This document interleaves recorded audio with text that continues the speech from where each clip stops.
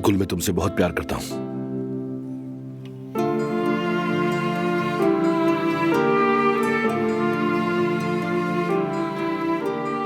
फरहाद, बात जरा अचानक बदल गई है, लेकिन अभी भी सुनकर अच्छा लगा।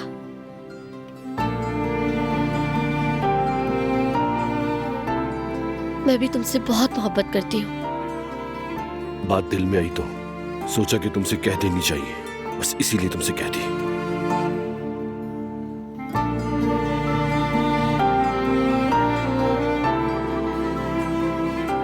तुम भी दिलान की तरह इन एहसासात की हकदार हो, जानता हूं, यानी मां बनने के। इसीलिए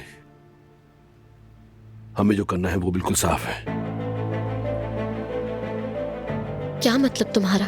ऐसा क्या है जो हमें करना है? तुम भी अच्छी तरह जानती हो गुल,